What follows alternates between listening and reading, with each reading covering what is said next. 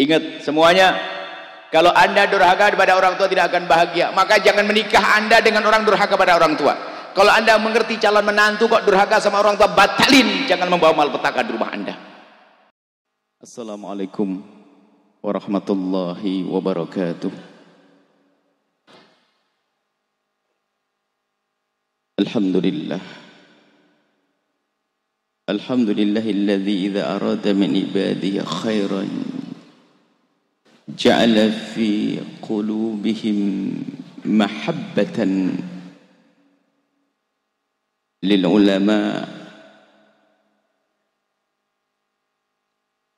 Fa salatullahi wa salamu ala habibir rabbil alamin sayyidina Muhammadin wa ala alihi al-mutahharin wa ashabihi at-tayyibin wat-tabi'in lahum bi ihsanin ila yaumiddin.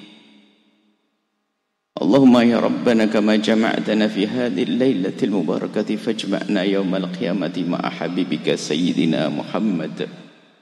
Alif ya rabbana baina qulubina waj'alna ya rabbana minal mutahabbina fik wa minal mutazawirina fik wa minal mutajalisina fik wa minal mutabadhilina fika innaka anta ala kulli syai'in qadir. Urzuqna ya rabbana at-taubata qabla al-maut wasyahadata 'inda al-maut wal jannata ba'da al-maut. Amma ba'd. Yang sangat kami cintai, kami muliakan para habaib dzurriyyah baginda Nabi Muhammad sallallahu alaihi wasallam, para alim ulama, penerus waris baginda Nabi, dan juga para penuntut ilmu wasiat baginda Nabi, dan semua yang hadir umat baginda Nabi Muhammad sallallahu alaihi wasallam. Harus kita sadari bahwa acara semacam ini adalah sebaik-baik acara untuk kita orang awam, kita yang secara zaman jauh dengan baginda Nabi. Jangan sampai secara hati kita juga jauh dari baginda Nabi. Kita mungkin jarang berkumpul dengan para ulama, tapi jangan sampai hati kita juga jauh dari para ulama. Maka perayaan atau acara haul punya makna penting bagi kehidupan kita. Yang haul adalah sambung hati kepada orang-orang yang telah mendahului kita. Dalam hal ini adalah sambung hati dengan seorang imam besar, Abu Ya Said Muhammad bin Alawi Al-Maliki, dan seorang imam, seorang guru besar di kota kita ini, Abu Ya Habib Hasan bin Muhammad Baharun. Jadi ini makna yang harus kita sadari. Jadi harus tahu kita ngapain sih, untuk apa kita datang ke tempat semacam ini. Kita harus tahu betul agar kita itu pulang itu membawa sesuatu. Kalau Anda pergi ke pasar tidak tahu mau cari apa, Anda bingung pulang tidak membawa apa-apa. Tapi kalau Anda ingin beli sayur, Anda akan pulang membawa sayur. Maka fahami betul bahwasanya pertemuan kita ini adalah dalam irama kita ingin sambung kepada baginda Nabi Muhammad sallallahu alaihi wasallam melalui penerus baginda Nabi, yang dalam hal ini adalah orang-orang besar, Abu Ya Said Muhammad ibn Alawi Al-Maliki dan Abu Habib Hasan bin Muhammad Baharun. Dua-duanya adalah secara ilmu menyambungkan kita kepada baginda Nabi, lebih dari itu secara nasab beliau menyambungkan kita dengan baginda Nabi Muhammad sallallahu alaihi wasallam. Kita harus menyamatkan frekuensi kalau bahasa orang sekarang. Bahasanya kita ini harus merasa sambung dengan orang-orang semacam itu. Orang besar Abu Ya Said Muhammad Al-Maliki. Kalau bicara tentang beliau sekelumit saja. Beliau tadi dikisahkan mengarang kitab yang banyak. Kami membaca lain sisi lain. Beliau telah mencetak ulama yang banyak. Kalau kita pergi ke Bontowoso, Anda bisa menghitung siapa. Di samping kiri kita adalah Habib Ahmad Barakwan, adalah juga murid Abu Ya Said Muhammad Al-Maliki. Kemudian terus kalau kita berjalan ke mulai ke Pasuruan sana, di sana ada Abu Ya Habib Zain Baharun. Kemudian kita pergi ke Malang, di sana ada Habib Muhammad Al-Haddad, ada Habib Saleh Al-Lidrus, ada Habib Abdullah Mulahaila. Pergi nanti ke arah ke Jawa Tengah sana. Di sana banyak Habib, misalnya Habib Thahir Al-Kaf Allah yarhamu, dan juga Habib Bakir Al-Tos. Kemudian juga ke Jawa Barat mulai dari perbatasan Jawa Barat, Jawa Tengah ada Habib Miqdad Baharun, dan terus kalau kita ke Jakarta sampai ke Palembang, kemarin kita ketemu dengan murid-murid Abu Yazid Muhammad Al-Maliki, mereka adalah ulama mencetak rijal. Kemudian Abuya ada Al-Habib Hasan bin Muhammad Baharun, adalah juga guru bangsa ini. Masya Allah, kita harus ngerasa dulu ini sebelum kita ceramah panjang lebar. Bahwasanya kita di sini punya tujuan, ingin sambung dengan orang besar. Abu Al-Habib Hasan bin Muhammad Baharun, kita itu punya dua orang besar Habib Hasan semuanya, Habib Hasan bin Ahmad Baharun, Habib Hasan bin Muhammad Baharun, orang-orang besar sama mencetak ulama, mencetak di jalan ini. Dia adalah Habib Hasan bin Muhammad Baharun. Mereka adalah, kalau kita membaca sejarah beliau, tentu lebih nggak akan cukup kita ceritakan di malam yang singkat ini. Mungkin sekelumit nanti akan kami sampaikan. Sebelumnya kita akan ngambil ya tentang beliau, sekelumit tentang keistimewaan beliau.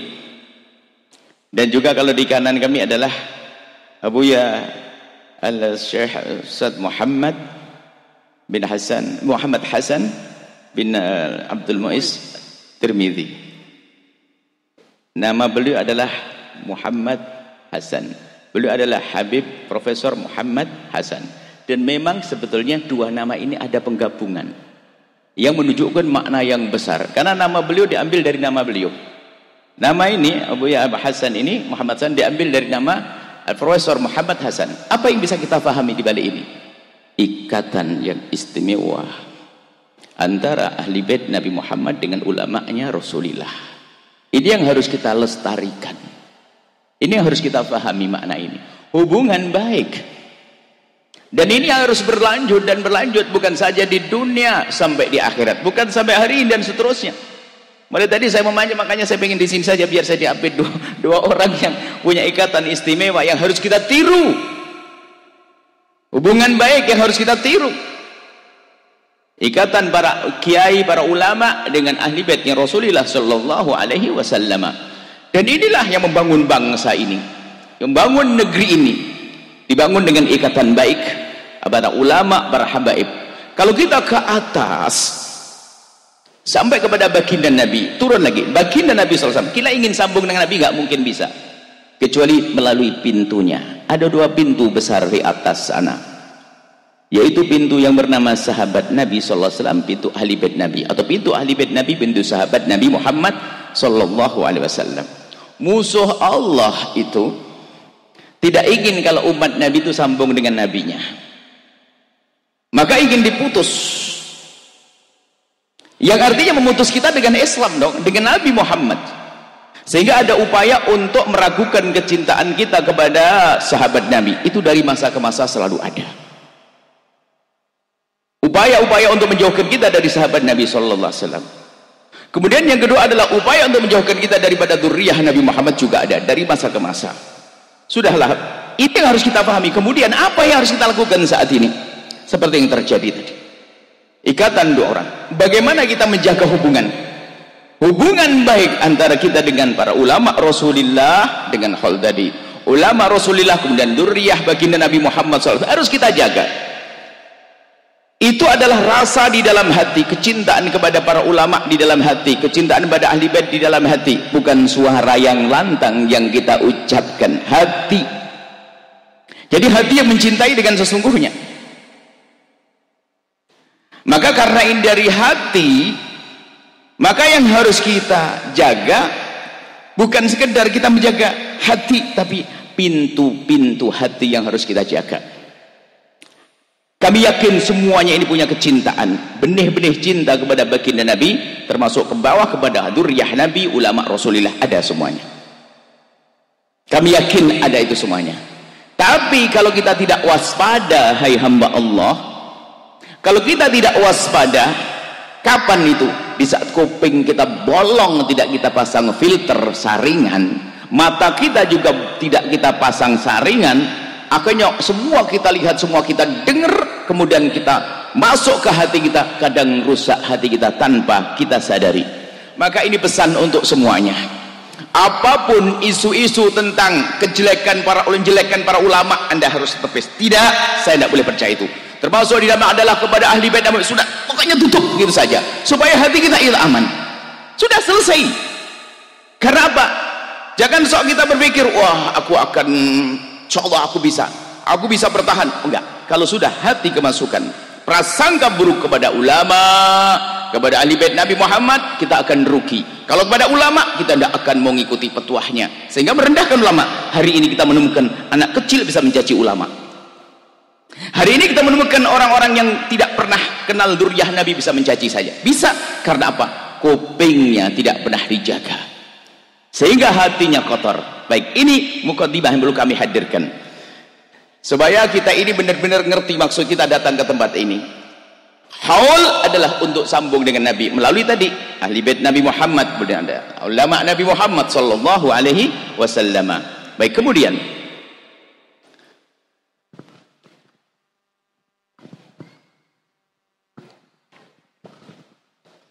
gara-gara Habib Profesor Muhammad ngomong, ada YouTube banyak mic masuk nih, Beb. Ini gini ada mic lagi, nanti ada tambah lagi. Masya Allah. Jadi begini, sekarang kita akan masuk pembahasannya. Dan sebelumnya, belum kami ucapkan salam kepada semua yang hadir, para habaib yang ada di keran gini. Di kiri ini adalah Profesor Habib Muhammad Baharun. Masya Allah, kami sudah lama kenal, ketemu beliau, dan kami sangat mencintai beliau. Sering pernah bertemu di beberapa tempat, atau kemudian kepada beliau baru pertama ketemu, tapi ayahanda beliau kami sering mendengar. Masya Allah. Dan beliau Habib Ahmad dengan antum baru sekali ketemu, tapi dengan akhukum Al-Habib Salim kita sering ketemu juga. Insya Allah. Ada habaib pasti yakin di sini banyak. Tadi ada sahabat kami Habib Muhammad bin Syah Bakar, banyak semuanya. Baik, banyak, kami tidak bisa sapa satu demi satu. Semoga itu tidak mengurangi cinta di antara kita. Yang harus kita cari adalah bagaimana kita menumbuhkan kecintaan. Dan ingat, jauhkan kita dari sebab-sebab kita tidak saling cinta. Termasuk tadi Habib Hasan Baharun punya cara yang indah, termasuk dalam menyelesaikan masalah. Saya membaca sekilas tentang biografi beliau. Di antara jika ada problem perbedaan pendapat, beliau bisa menyelesaikan masalah sampai tidak meninggalkan bekas permasalahan. Kalau bahasa sekarang, ngambil ikan tanpa keruh airnya. Jadi kalau ingin menyelesaikan masalah, mungkin Anda melihat permasalahan, jangan sampai kita ini menyelesaikan masalah meninggalkan masalah baru lagi. Dan itu tidak bijak. Kalau ingin menyelesaikan masalah, bagaimana kita menyelesaikan masalah? Masalah terselesaikan tanpa meninggalkan masalah yang baru lagi. Ini termasuk akhlak daripada cara Al-Habib Hasan Baharun, dan juga diantaranya yang harus Anda teladani, beliau itu kalau didik putra-putrinya sabar. Dalam buku beliau, kita tanya langsung, betul begitu ya? Nah, langsung. Di buku beliau adalah sabar. Sekarang nih Bu, kita ini kalau didik anak sering cepat marah ya, betul nggak? Nggak boleh begitu. Anak kita harus kita didik dengan hati. Kadang kita pengen cepat pinter. Kalau kita ngajari ngaji orang lain bisa, tapi ngajari anak kenapa kok jadi cepat marah? Sehingga anak kita menjadi keras. Anak kita menjadi melihat muka ibu bapaknya adalah muka amarah. Saya sepintas melihat inilah yang dilupakan oleh orang zaman ini dalam mendidik anak. Kita mendidik anak kadang sering karena terlalu cepat, atau mungkin karena kita terlalu banyak masalah, kita sudah depresi, kita sudah kena stres semuanya, sehingga anak pun jadi pelampiasan amarah. Sini dia mana marah, harus gue ini marah terus, marah dikit-dikit marah. Itu harus kita tinggalkan. Sekelumit daripada kisah Habib Hasan bin Muhammad Baharun. Baik, kita kembali kepada khol sudah ya. Ini adalah biar kita menyamakan rasa dulu, bahwasanya kita semuanya ingin sambung dengan Habib Hasan Baharun, kita semuanya ingin sambung dengan Abu Yazid Muhammad Maliki. Nah, di sini ini murid beliau, murid Abu Yazid Muhammad Maliki, dan di sini ada juga ada putra Habib Hasan Baharun. Haul itu para ibu bapak, maknanya apa sih? Maknanya tadi kami singgung, sambung hati dengan orang yang telah mendahului kita dari para habaib, para ulama. Atau bahasa lain, haul itu menghidupkan kembali orang-orang besar yang sudah wafat. Jadi haul itu bukan memperingati kematian. Memperingati kematian bikin susah, tidak dianjurkan. tapi menghidupkan kembali semangat Abuya Said Muhammad, semangat Habib Hasan Baharun, menghidupkan kembali. Jadi kalau ada hal, makanya kita dalam hal itu ada dibaca manaqib, cerita kebaikan, cerita baik tentang seorang sahibul manaqib, sahibul hal, agar kita dengar. Kemudian akan timbul, akan hadir dua faedah. Yang pertama adalah agar kita semakin cinta karena yang disebutkan tentang kebaikan. Yang kedua, agar ada kemudahan bagi kita untuk mensuri toladani, menghidupkan perilaku beliau pada diri kita, semangat beliau pada diri kita. Itulah hal, bukan sekedar ramenya gawe begini, bukan, tapi harus ada buahnya. Saya harus semakin cinta, pula kita harus semakin cinta kepada beliau, sahibul hal. Kita harus semakin cinta. Kemudian kita berusaha untuk mengikuti, dan berusaha untuk mengikuti sendiri tidak didahului oleh berusaha untuk mengetahui apa ilmu dari beliau-beliau, belajar dari beliau. Itu hal. Dan makna lain secara umum, hal itu maknanya bektinya seorang murid kepada guru, bektinya seorang anak kepada guru. Ini makna yang lain yang akan kami hadirkan pada malam hari ini. Jadi kalau kita ngadakan hal begini, itu kepentingan kita, hai hamba Allah. Kalau kita ngeholin bapak kita, ibu kita, kita ngeholin guru kita, bukan kepentingan guru kita. Guru kita seorang muallim, ini Abuya Said Muhammad, termasuk Habib Hasan Baharun. Beliau seorang muallim, didoakan malaikat, sudah tinggi pangkatnya. Akan tapi dengan mengadakan hal semacam ini, kepentingan kita. Kita sebenarnya dengan melakukan ini karena kita merindukan kucuran barokah, kucuran rahmat yang Allah turunkan untuk kita. Karena kita di sini menyebut orang-orang soleh, menyebut orang-orang baik. Di saat disebut nama orang-orang soleh, akan Allah turunkan rahmat agar tumbuh cinta kita. Jadi kepentingan kita, tanda bukti kita.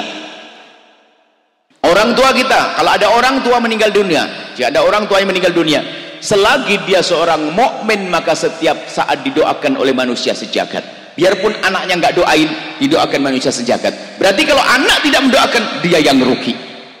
Maka kami kukuhkan bahasanya, mengadakan acara semacam ini kepentingan kita. Sebagai seorang murid, kalau itu guru kita. Sebagai seorang anak, kalau itu adalah ayah kita.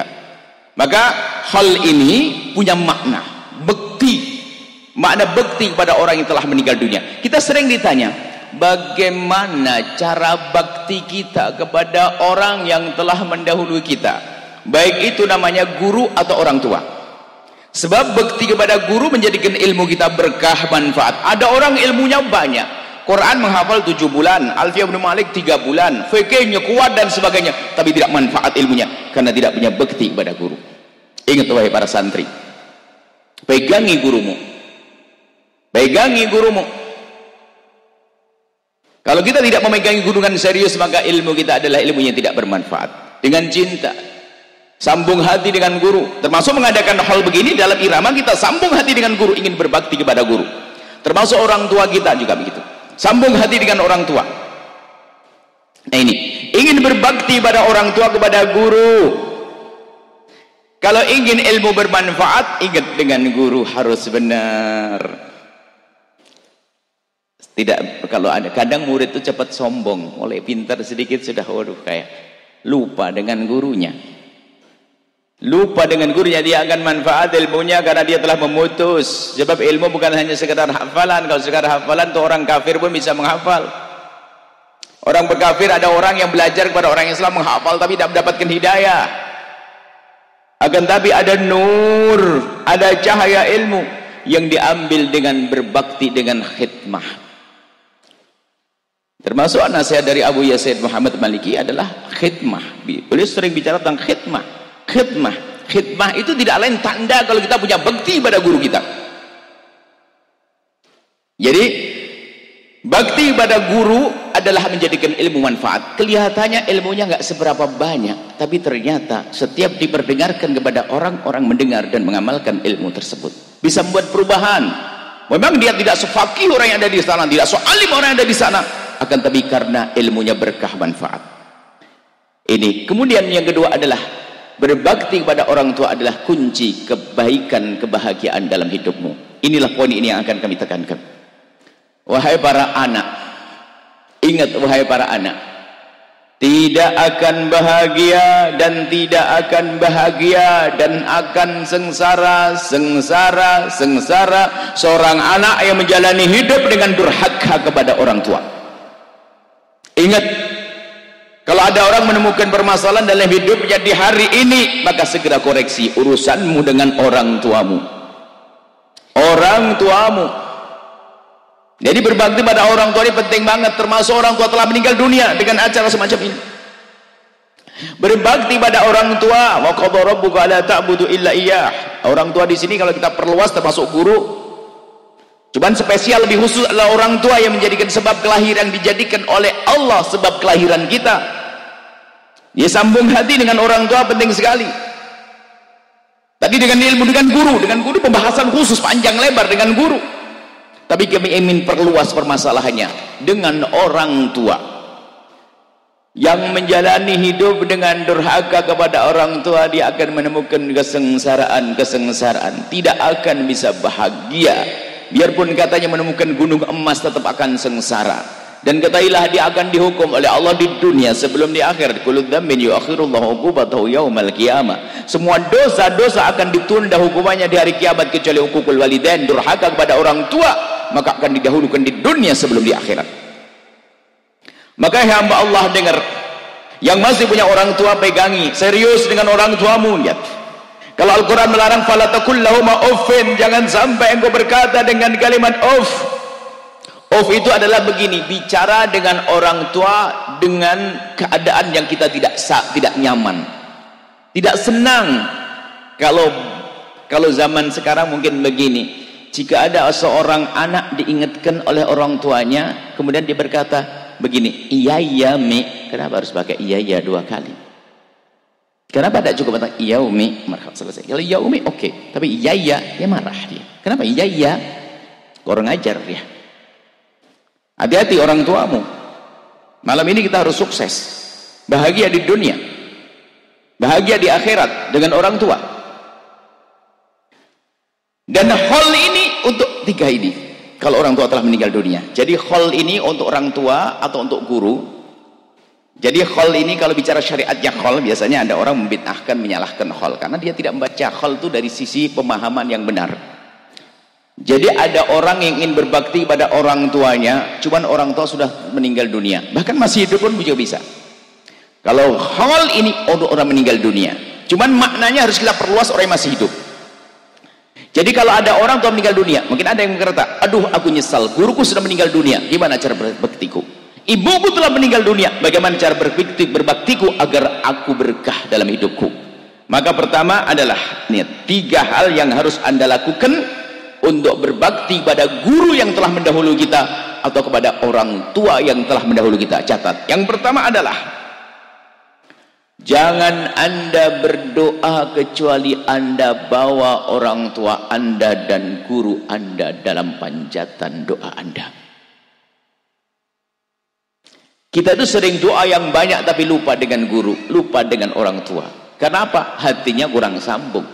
Padahal mendoakan orang tua dan guru tidak perlu banyak-banyak. Yang penting kita mengingatkan dengan serius, mengingatkan diri kita dengan serius. Allahumfirlahu warhamhu, ya Allah ampuni dan berikan kasih sayang. Ingat itu penting.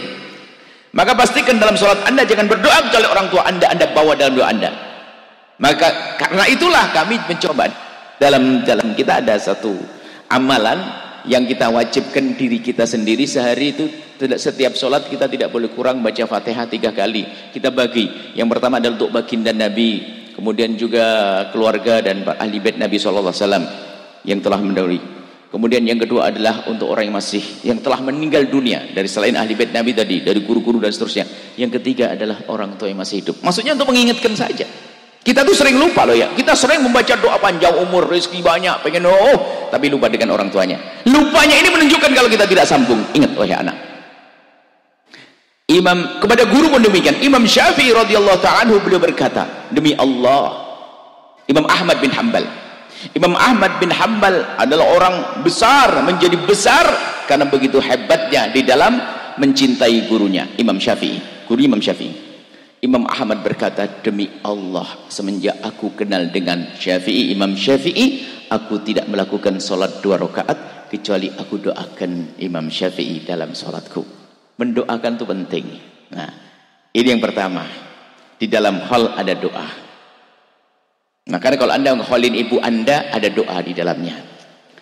Yang kedua adalah jika ada rizki, maka tolong potong rizki anda. Rizki anda lalu anda berikan kepada orang tua anda. Kalau transfer tidak ada ATM, dikubur sana nggak ada. Akan tapi dititipkan di tempat-tempat yang baik, pondok pesantren.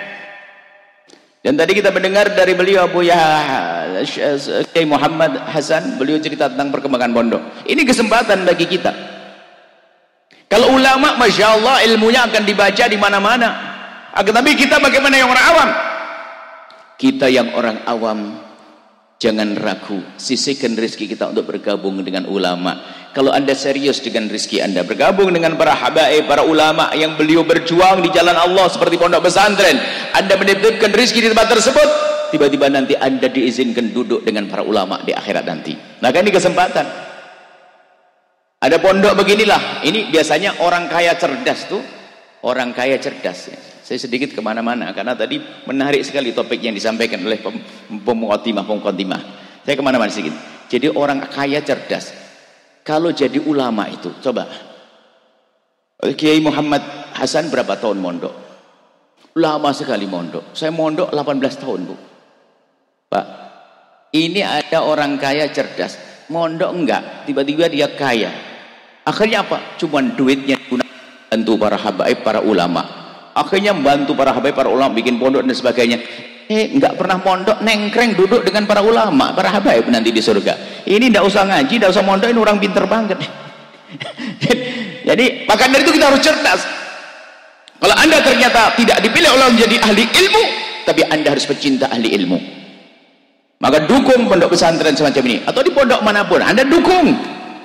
Karena apa? Itu yang akan kita bawa nanti di akhirat. Khususnya jika anda punya orang tua yang telah meninggal dunia, titipkan rezeki, niatkan untuk ibunda saya ngirim 10 juta untuk pondok ini untuk ibunda dan ayah anda telah meninggal dunia. Pahalanya double, pahala untuk anda utuh, pahala untuk ibu anda utuh, pahala bekti karena anda ingat kepada ibunda dan ayah anda. Anda cerdas. Jangan ragu, jangan menunda esok hari. Jangan-jangan guru kita nyusul, mati, nggak dapat malam. Secepatnya berbuat baik. Semoga panjang umur semuanya. Yang kedua itu ya, sisihkan rezeki. Anda punya gaji, punya uang, langsung ingat ibunda dan ayahanda, ingat guru yang telah mendahulu kita. Saya ingin berbakti pada guruku, maka aku akan sedekahkan uang ini ya Allah. Terus yang ketiga, ini yang pembahasan yang kita hadirkan pada saat ini. Min abarril birri silatu wuddi abih. Tanda bakti kepada orang tua adalah sambung hati. Sambung hati, silaturahmi dengan orang-orang, sambung hati atau silaturahmi dengan orang yang disenangi, dibaikin oleh orang tua kita. Kalau kepada guru, tanda bakti kita kepada guru adalah bagaimana kita baik-baik dengan orang yang dibaikin oleh guru kita. Siapa yang dibaik oleh guru kita? Anak-anak guru kita, murid-murid guru kita. Maka sambung dengan anaknya guru ada termasuk sambung kepada guru. Silaturahmi kepada anaknya guru, sambung kepada guru. Termasuk silaturahmi kepada muridnya guru, sambung kepada guru. Dan sekarang, udzubillah. Makanya anak-anak yang durhaka itu siapa? Anak durhaka dan super durhaka, anak yang bermusuhan dengan saudaranya. Ada loh ya, bapak ibunya meninggal dunia bermusuhan gara-gara rebutan waris. Ada atau tidak? Naudzubillah. Dialah ahli neraka yang berjalan di atas bumi. Dia memusuhi saudaranya. Memusuhi saudaranya. Gara-gara warisan ini banyak. Memusuhi saudaranya. Naudzubillah, gara-gara peninggalan orang tua. Kalau ingin tahu ahli neraka yang berjalan di atas bumi, lihat itu dua orang yang berebut waris. Karena berebut waris telah melakukan dosa 3 gede semuanya. Dosa gede 3 semua. Yang pertama apa? Yang pertama adalah mengambil hak saudaranya. Allah. Itu saja cukup masuk neraka terdalam. Yang kedua adalah memutus tali persaudaraan. La yadkhulul jannata qati. Tidak masuk surga memutus tali persaudaraan. Yang ketiga adalah menyakiti ibunya atau ayahnya. Na'udzubillah. Dan ini rasa kalau kita kembangkan, rasa ini bahwasanya aku tidak mungkin menyakiti saudaraku karena itu adalah anak ayahku. Kalau kita kembangkan rasa ini hidup dalam diri kita, maka akan menjadi satu rasa yang istimewa, nggak akan menyakiti saudaranya karena dia adalah umat Nabi Muhammad SAW. Ini makna yang harus kita hadirkan dalam hati kita. Jadi berbakti pada orang tua, ingat, mendoakan orang tua mendahului kita. Rizki kita potong untuk orang tua kita. Yang ketiga adalah sambung silaturahmi. Lah hal ini tidak terkumpul 3 hal. Ada sedekah keluar rizki kita. Ada doa yang kita panjatkan yang nggak pernah ketemu jadi ketemu. Cuman ini momennya kan momen setahun sekali. Cuman ini kita jadikan saat untuk latihan, setelah itu kita sambungkan, kita lanjutkan setelah di luar tempat ini. Bagaimana kita semakin dekat dengan guru kita, semakin dekat dengan orang tua kita, dengan nyambung silaturahmi dengan saudara-saudara kita, sanak kerabat, orang yang pernah dibaiki oleh orang tua kita. Nah ini makna bekti itu di situ. Dan ingat ini makna. Adapun hukuman dari orang berbekti, naudzubillah. Orang yang berbakti, hukuman atau orang yang durhaka. Kalau orang berbekti, ingat. Orang yang berbakti kepada orang tua, biarpun dia orang kafir, tolong dengar ini. Orang yang berbakti pada orang tuanya, biarpun orang kafir dia, kalau dia baik dengan bapak ibunya, akan Allah beri kebaikan. Cuman di dunia, tidak ada di akhirat. Ingat, begitu agungnya orang tua. Orang kafir tapi kok baik sama bapak ibunya, Allah akan balas kebaikan di dunia. Cuman di dunia. Cuman kalau orang beriman sampai akhirat. Kita beriman sampai akhirat. Orang kafir saja diberi oleh Allah kebaikan di dunia. Di dunia tapi Allah sangat maha adil. Dia berbuat baik dengan bapak ibunya, Allah beri kebaikan. Tapi di dunia karena dia orang kafir. Tapi kalau orang beriman sampai akhirat. Tapi sebaliknya, orang durhaka kepada orang tua akan sengsara. Maka yuk kita koreksi diri kita. Anda tidak usah nengok orang lain, Anda tidak usah nengok siapapun yang ada di sekitar kita. Diri kita sendiri, bagaimana urusan kita dengan orang tua kita, dengan ayah anda kita, dengan ibunda kita. Lihat, kalau ada orang durhaka pada orang tua, tidak akan bahagia, tidak akan bahagia, tidak akan bahagia. Dia akan sengsara dan sengsara. Mungkin ada yang berkata, mana aku tidak baik dengan bapak ibu saya, tapi bisnis saya masih jalan. Tunggu, sebentar lagi akan hancur. Oh, tidak hancur. Tunggu, kau akan punya istri yang paling kurang ajar nanti. Oh enggak, istrimu baik. Tunggu, nunggu gede anakmu, dia akan jadi anak yang kurang ajar. Oh, anakku baik-baik. Tunggu, bentar lagi akan dibohongi oleh teman sahabat kerja, mitra kerjamu. Pokoknya harus dihukum di dunia. Ingat, hati-hati. Maka takutlah hai hamba Allah, hukuman di dunia sudah pedih, apalagi hukuman di akhirat nanti. Urusan orang tua. Maka hal semacam itu belajar bagaimana kita sambung dengan guru dan sambung orang tua. Berbakti pada guru, bakti pada orang tua. Jangan sampai kita durhaka kepada orang tua. Durhaka kepada orang tua kadang halus. Mohon tidak usah melihat saudara kita yang durhaka, tidak usah melihat tetangga kita yang durhaka, lihat dirimu sendiri, hai hamba Allah. Durhaka kepada orang tua kadang halus sekali, tanpa ia sadari bahkan, tapi sudah durhaka. Halus sekali, lembut sekali, tapi durhaka. Contoh, ibunya sakit,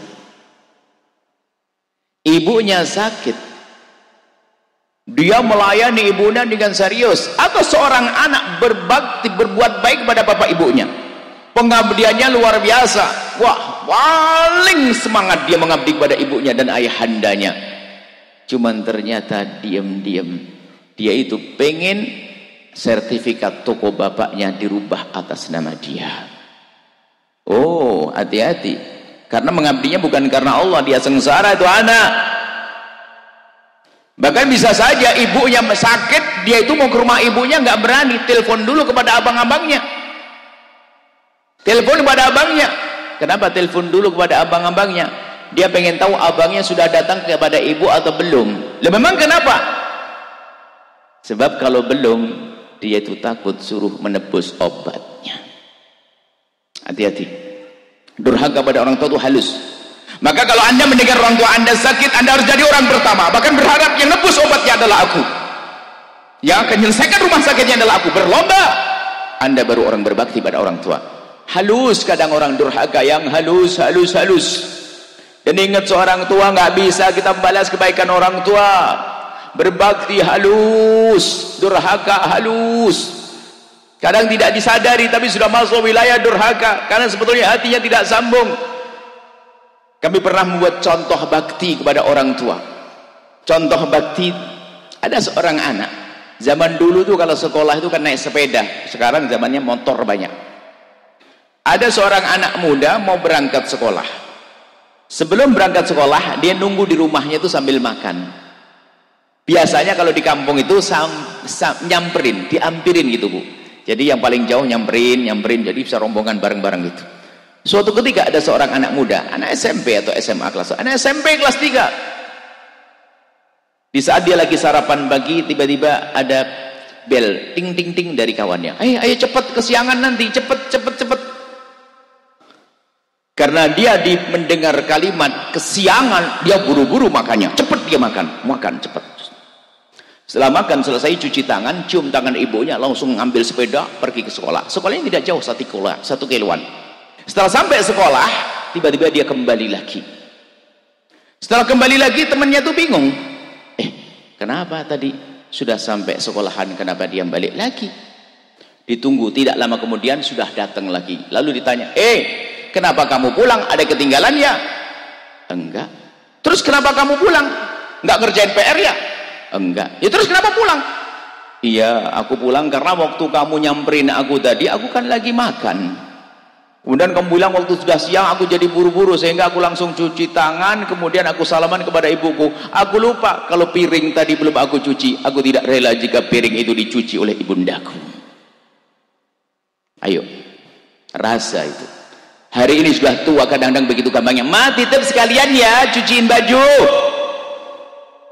Mana ini anak berbakti kayak begitu tuh. Kadang ibunya nyuci piring, di anak-anak zaman sekarang lihat ibunya nyuci piring, dia kletak suaranya. Dia masih di kamar main handphone, ngintip, tahu ibunya nyuci piring, ngintip. Rupanya piringnya masih tinggi, dia masuk lagi ke kamar, diintip. Setelah tinggal 1-2 piring langsung keluar. Umi, kenapa Umi tidak ngasih tahu saya biar saya yang nyuci? Dasar pengkhianat kau. Dari tadi tahu, jangan awas, jangan. Allah Maha tahu. Basa-basi gak berlaku di sini. Bagaimana kita tega piring kita dicuci oleh bunda kita? Hei anak, iya dulu waktu kita masih kecil, iya belum bisa mencuci piring, belum bisa sambil nasi. Tapi hari ini kita sudah gede. Kadang ada anak kuliah berangkat Jumat, pulang Jumat, pulang berangkat Ahad ya.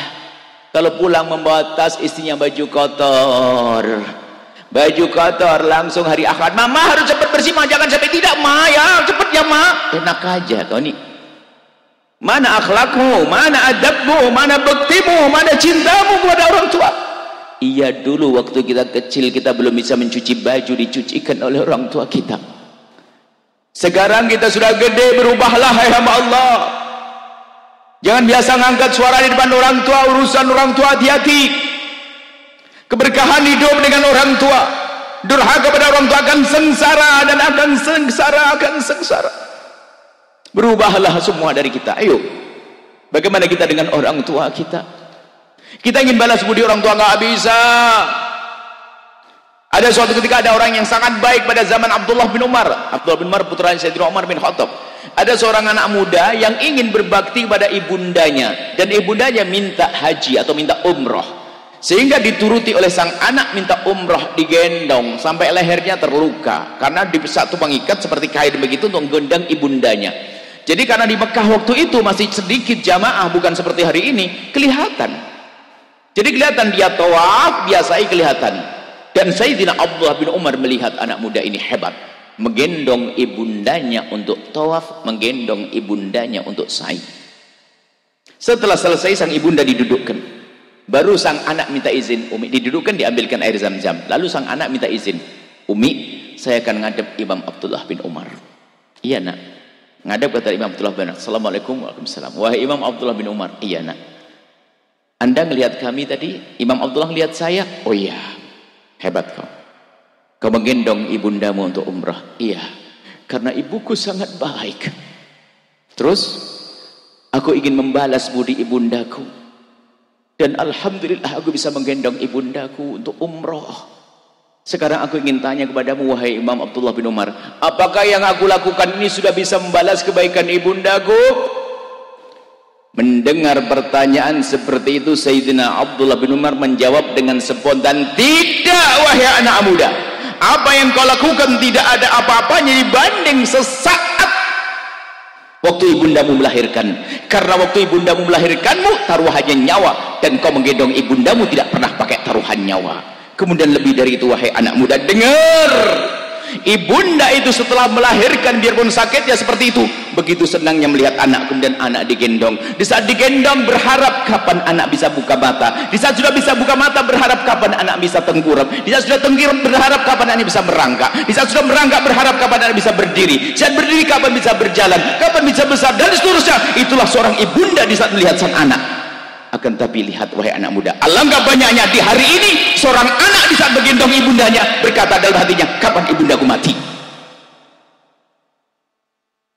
Karena merasa capek dengan ibundanya. Hati-hati. Kita perlu banyak merenung, hamba Allah. Jangan bicara berbakti pada orang tua di lisan. Kita perlu merenungi urusan kita. Kita berapa kali kita mengangkat suara di depan ibunda kita. Berbakti halus. Ingat, kerusakan kita hari ini adalah di saat kita sudah tidak banyak berbakti pada orang tua. Akan banyak permasalahan pada kita. Kerusakan hidup kita tidak karu-karuan, maka tolong kembali pada orang tua. Berbakti yang serius. Dan sebab durhaka itu banyak sekali. Kadang-kadang gara-gara menikah durhaka kepada orang tua. Kadang seorang ini macam-macam, makanya coba kita melacak. Jangan-jangan gara-gara menikah Anda jauh dengan orang tua, hati-hati. Berarti pernikahan fitnah. Justru dengan pernikahanmu engkau harus semakin dekat dengan orang tuamu. Kaidahnya sederhana. Hei para istri, jadikan suamimu semakin hari semakin baik dengan bapak ibunya. Hei para suami, jadikan istrimu semakin hari semakin baik dengan bapak ibunya. Sebab hari ini ada seorang istri kalau suaminya membantu ibu bapaknya sendiri marah. Sebab sehari ini ada seorang istri kalau lihat suaminya transfer kepada ibunya sendiri cemberut. Itulah iblis pakai kerudung. Hari ini ada seorang suami yang lihat istrinya baik-baik dengan ibu bapaknya, transfer duit kepada bapak ibu bapaknya yang fakir itu. Sang suami marah-marah. Itu ternyata setan pakai kopiah putih. Tidak ada setan, tidak ada iblis di sini. Mestinya Anda mendukung. Kalau Anda melihat istri Anda ingin mengirim sesuatu pada ibundanya, ibunda sang istri, Anda tanya, berapa kau kirim yang? 500.000 ya. 500 kurang, saya tambah. Oh, tambah cinta istrimu kepadamu, wahai bapak. Seorang istri pun juga demikian, lihat suaminya membantu ibundanya sendiri harus senang. Sebab kadang ini hal-hal yang aneh ini hari ini. Suaminya berbuat baik dengan bapak ibunya, istri marah, ada. Itu ada rumah tangga akan bahagia. Karena akan ada orang durhaka di dalamnya. Akan tapi wahai istri yang solehah, jika suamimu suami yang soleh yang sangat baik dengan bapak ibunya, dia berbakti pada bapak ibunya, maka dia suami yang soleh, layak membuai rahimmu dengan benih yang baik. Dan wahai suami yang baik, jika Anda mempunyai istri yang solehah yang sangat baik dengan bapak ibunya, maka dia wanita solehah yang layak Anda menitipkan benih mulia di dalam rahimnya. Kita belum belajar serius. Ini ada hubungan dengan keharmonisan rumah tangga juga. Coba saja wahai bapak, coba saja istri Anda belajar dengan Anda. Wahai ibu, bayangin Anda belanja dengan suami Anda di sebuah toko. Anda beli beras, beli gula 1 kilo. Suami Anda berkata, tambah yang 1 kilo lagi. Untuk apa? Sudahlah. Kemudian beli minyak goreng 1 kilo, tambah 1 kilo lagi. Selalu tambah 1 kilo. Anda bertanya sebagai seorang istri, ya atau pak atau bah, untuk apa? Sudahlah. Sehingga Anda menjadi 2 kilo belinya. Minyak goreng 2 kilo. Sampai pulang di rumah, Anda menata di rak minyak, rak ini. Lalu Anda bertanya, bang, Yang ini terus gimanain? Dibungkus. Lah kok dibungkus? Sudahlah dibungkus. Setelah dibungkus, mau diapain bang? Dikirim. Kirim ke mana bang? Ibu. Loh, ibu abang sudah meninggal? Bukan ibuku, ibumu sayang. Allah, jatuh cinta. Anda jatuh cinta sekian kalinya. Bermain ngerayu itu gampang, indah, karena menumbuhkan cinta itu. Perlu kita biasakan hidup seperti ini. Tolong menolong dalam kebaikan dalam rumah tangga. Ya, durhaka itu bahaya banget. Kadang yang menjadikan sebab durhaka kepada orang tua pernikahan. Waspada ya, yang menikah pastikan pasanganmu menjadikan Anda semakin dekat pada orang tua. Dan termasuk hubungan dengan guru tadi, gara-gara menikah jauh dari gurunya, berarti pasanganmu petaka, musibah. Mestinya saling mendukung dong. Abang kok tidak ziarah pada guru abang sih? Itu istri yang soleha. Harus saling mendukung. Kepada orang tua juga demikian. Kemudian tadi kami singgung warisan. Warisan itu bahaya sekali. Warisan itu yang gede setannya, bukan peninggalannya. Jadi banyak bermusuhan, durhaka kepada orang tua aja. Memutus tali persaudaraan, durhaka pada orang tua. Naudzubillah, halus. Sebab yang berebut waris itu, yang berebut waris ibu waspada ya. Yang berebut waris bukan saja orang kaya.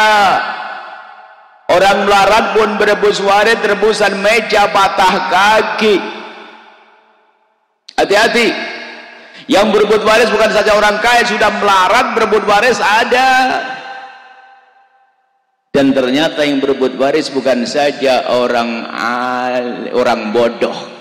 Orang alim pun kadang berebut waris karena kurang bekti pada orang tua. Seorang kiai meninggal dunia, punya anak kiai-kiai muda 2. Rebut berantem rebutan kantin pondok, itu ada. Loh, ini musibah.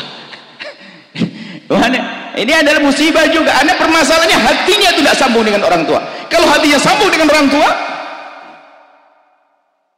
tidak akan dia melakukan yang demikian itu. Kita perlu belajar menata hati.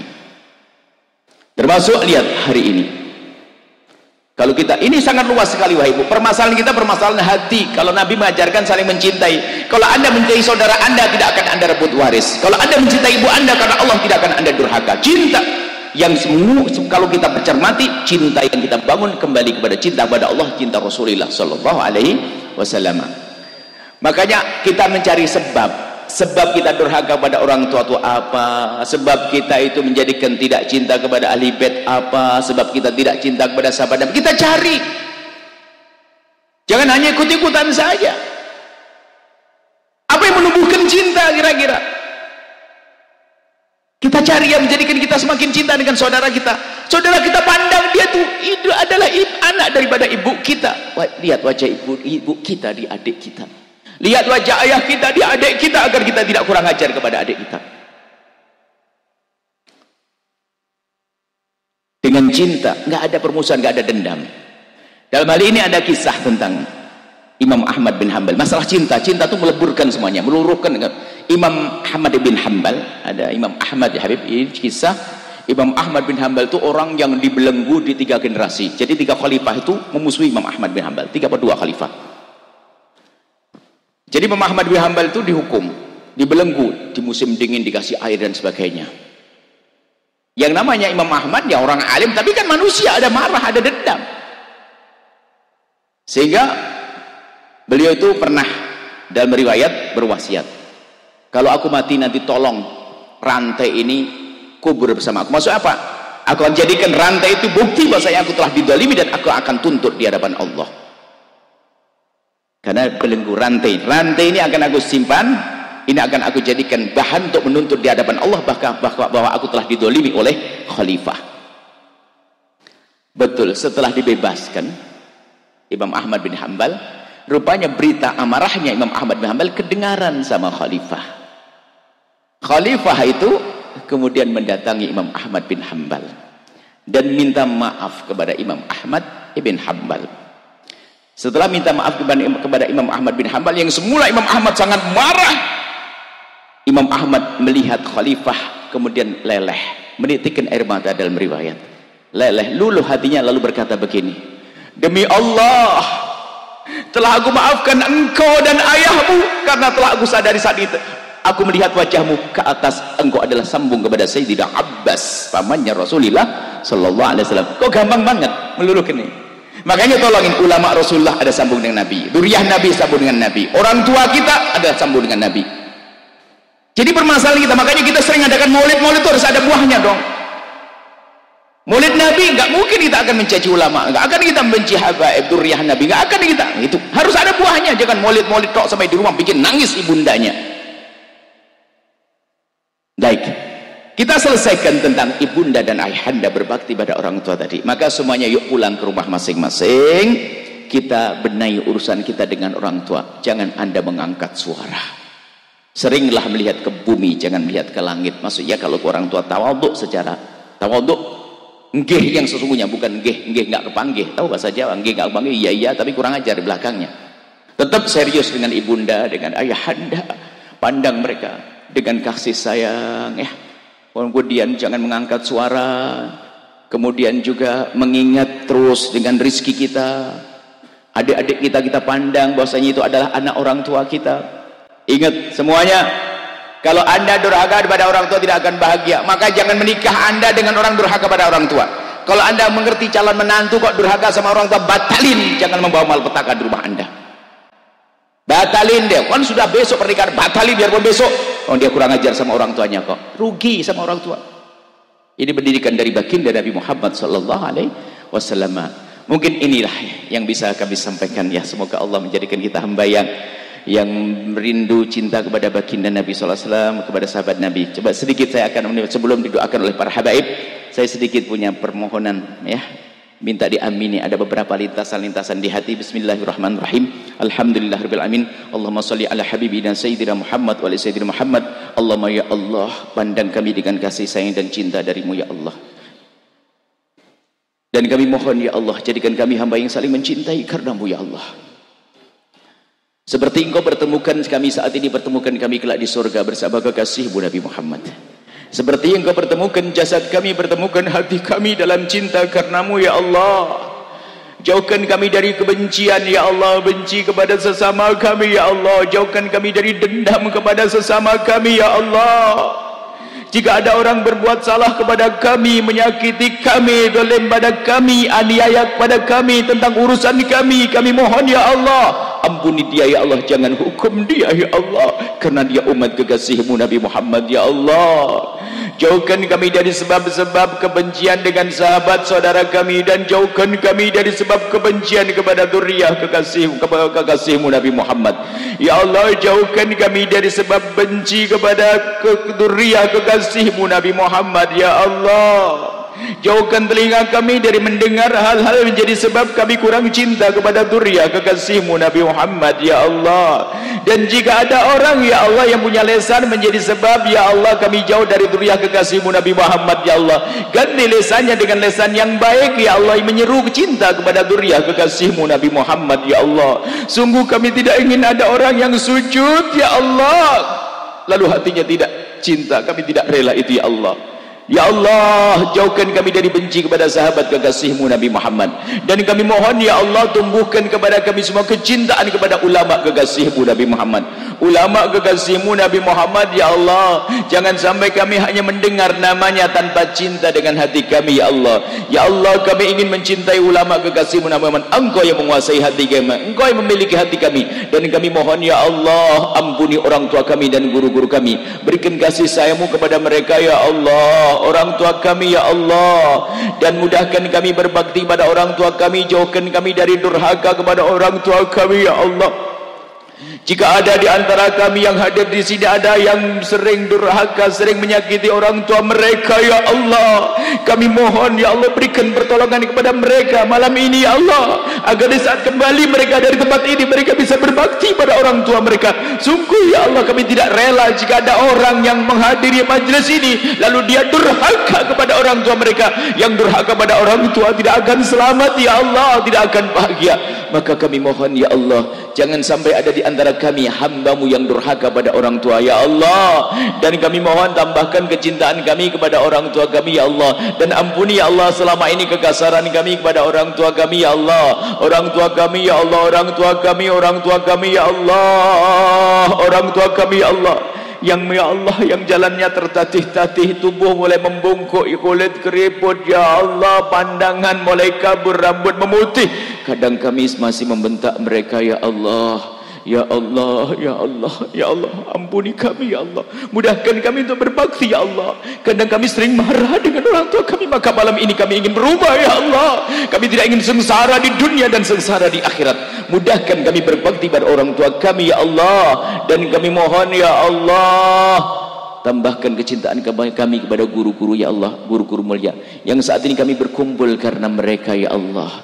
Abu Yasid Muhammad, Habib Hasan Baharun, dan para ulama-ulama yang ada di sini ya Allah, tambahkan kecintaan kami kepada mereka ya Allah. Bukan sekedar kami ya Allah bisa menyebut nama mereka dengan lisan kami, kami ingin nama mereka terbateri di hati kami ya Allah. Engkau yang memberikan kecintaan kepada hati kami ya Allah. Mudahkan kami mengikuti ya Allah petuah-petuah mereka ya Allah. Jangan sampai kami hanya sekedar gebiar saja dalam mencintai guru-guru kami dengan lisan kami, tidak ya Allah. Kami ingin dengan hati kami, dan kami mohon ya Allah, jadikan kami dengan saudara kami saling mencintai karenamu ya Allah. Jauhkan kami dari memutus tali persaudaraan gara-gara rebutan waris ya Allah. Jika ada di antara yang hadir di sini yang berebut waris ya Allah, yang memutus tali persaudaraan karena berebut waris, kami mohon pertemukan hati mereka ya Allah dengan cinta ya Allah. Jauhkan dari berebut waris ya Allah. Yang jika ada di antara mereka ini yang berebut waris, kami mohon lembutkan hati mereka ya Allah. Jangan biarkan terus mereka larut dalam permusuhan dengan saudaranya ya Allah. Yang memutus tali persaudaraan tidak akan masuk surgamu, dan kami tidak rela ya Allah. Ada orang yang tampak dalam kebaikan ini akan tapi masuk nerakamu, kami tidak ingin ya Allah. Jadikan mereka dengan saudara mereka saling mencintai karenamu ya Allah. Dan kami mohon jadikan rumah tangga mereka rumah tangga yang indah, saling mencintai karenamu ya Allah. Ya Allah, saling mencintai, jauhkan mereka dari percekcokan dalam rumah tangga mereka. Jika ada di antara mereka yang sering cekcok dalam rumah tangga mereka ya Allah, lembutkan hati mereka, jadikan mereka saling mencintai, dan jadikan hidup mereka semakin indah. Dan mudahkan dalam rumah tangga mereka untuk tolong menolong dalam berbakti pada guru-guru mereka dan berbakti kepada orang tua mereka. Dan kami mohon ya Allah, ya Allah, ya Allah, makmurkan tempat ini ya Allah, pesantren ini ya Allah. Siapapun yang telah berjuang di dalamnya ya Allah, muassisnya, donaturnya yang mendukung tempat ini, berikan segala kebaikan ya Allah. Berikan kepada mereka keikhlasan ya Allah. Kembalikan kepada mereka dengan segala kebaikan di dunia dan di akhirat. Dan kami mohon ya Allah, kirimkan ke tempat ini ya Allah hamba-Mu yang tulus dan ikhlas, ahli surga-Mu yang bisa berjuang di tempat ini ya Allah. Kirimkan ke tempat ini hamba-Mu yang tulus dan ikhlas, ahli surga-Mu yang bisa berjuang bersama kami. Dan kami mohon jadikan kami bersama mereka ya Allah, jangan tinggalkan kami ya Allah. Dan kami mohon ya Allah, ada di antara mereka ini Allah, ada hamba-Mu yang punya anak jauh dari kebaikan, ada yang punya anak yang bejat, jauh dari kemuliaan. Kami mohon ya Allah, kembalikan anak mereka ke jalan yang Kau ridai ya Allah. Kembalikan anak mereka ke jalan yang Kau ridai ya Allah. Kami tidak ingin ada orang tua yang berada di tempat mulia lalu anak mereka di tempat yang hina ya Allah. Kami mohon Kau Maha Kuasa ya Allah, kembalikan anak-anak mereka ke tempat mulia berkat kehadiran orang tua ini ya Allah. Ya Allah, yang sempit rizki lapangkan dengan rizki yang halal penuh berkah, yang sakit sembuhkan ya Allah, yang belum menikah ya Allah mudahkan mereka untuk mendapatkan pasangan orang-orang mulia yang Kau muliakan, yang menjadi sebab mereka mulia di dunia dan di akhirat ya Allah. Dan kami mohon ya Allah, ya Allah, ya Allah, Engkau Maha Kasih ya Allah, seperti Engkau pertemukan kami saat ini, pertemukan kami kelak di surga bersama kekasih-Mu Nabi Muhammad. Dan kami mohon jauhkan kami dari fitnah, dari segala kehinaan, kemaksiatan ya Allah. Jauhkan mata kami dari melihat yang haram ya Allah. Jauhkan kami dari segala kehinaan, jauhkan kami dari zina ya Allah, zina yang busuk dan hina ya Allah, yang saat ini begitu mudahnya orang terpeleset dalam zina ya Allah. Yang terpeleset dalam zina adalah orang yang Kau hinakan, dan Kau hinakan ya Allah, Kau hinakan. Maka kami mohon ya Allah, jika ada di antara kami ada hamba-Mu yang pernah terpeleset dalam hina dan busuknya zina, kami mohon berkat majlis mulia ini ya Allah, berkat orang-orang mulia ya Allah, bencikan mereka kepada zina ya Allah, jauhkan dari zina ya Allah, hentikan dari zina ya Allah,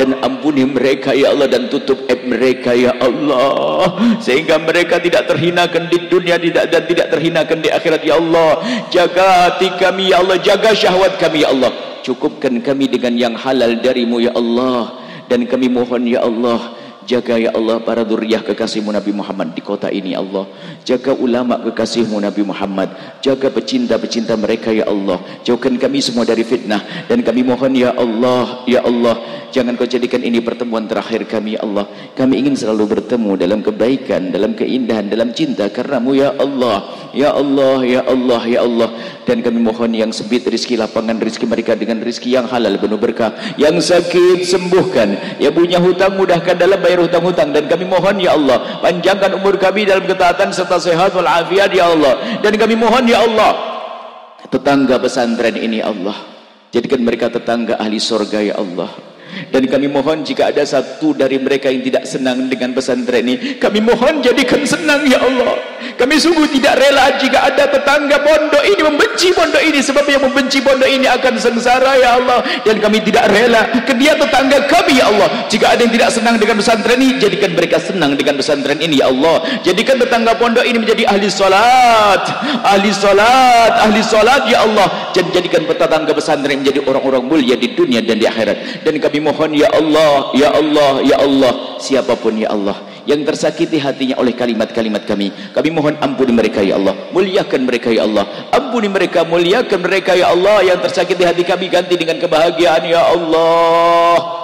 Dan kami mohon panjangkan umur kami dalam ketaatan serta sehat walafiat, berikan kepada kami semua husnul khatimah, husnul khatimah, mati dalam keadaan iman, iman, iman. Dan kami mohon ya Allah, jadikanlah ucapan kami di akhir hayat kami kelak, saat Engkau hendak mencabut nyawa kami ingin saat itu ya Allah hati dan lidah kami mampu mengucapkan kalimat agung dan mulia, la ilaha illallah Muhammadur Rasulullah, la ilaha illallah Muhammadur Rasulullah, la ilaha illallah Muhammadur Rasulullah sallallahu alaihi wasallam. Rabbana atina fid dunya hasanah wa fil akhirati hasanah wa qina adzabannar, wa sallallahu alaihi sayyidina Muhammadin wa ala alihi wa sahbihi wasallam, walhamdulillahirabbil alamin, wal baqiyatu lil habaib.